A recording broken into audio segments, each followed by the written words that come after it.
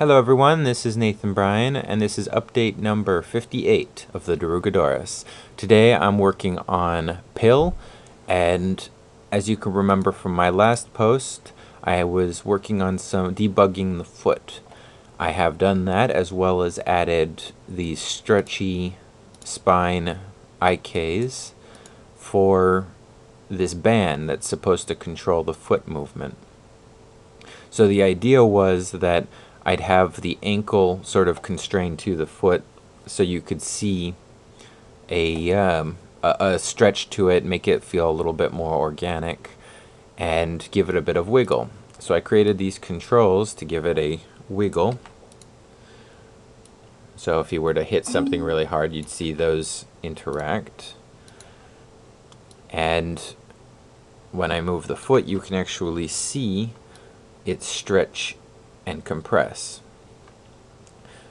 Now to do this, I needed to control the scale in the X direction of both of these via joints, and then I needed to, in the opposite direction, I needed to scale the Y and Z directions. So X is along the long side of these, and Z and Y would be inwards.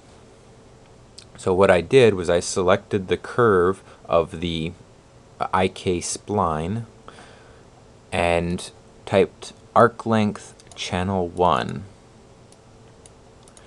What this did was it created a curve info node. This curve info node I was then able to put into a multiply divide. Now curve info gives you the length of the stretchy spline IK curve. So when I put it into multiply divide, I then just copied that number into what I am dividing by, so that at base number it equals 1. The output is 1. I then take that output and put it into the scale X. So there's the 1 that I was talking about. Now, to get it to go in Y and Z, I had to reverse that number so that every time it gets longer, it actually gets thinner. So what I did was I took my output from the multiply divide and put it into reverse. There's the 1 again. And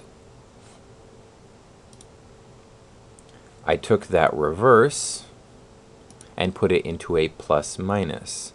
This will bring it to a 0, and I add 1. I took the output of that and put it into the bones Y and Z. So now what you get is when it gets thinner, it gets longer, and when it gets shorter, it gets thicker. So there you have it. I hope you enjoyed today's session. Have a absolutely fantastic day, and happy rigging.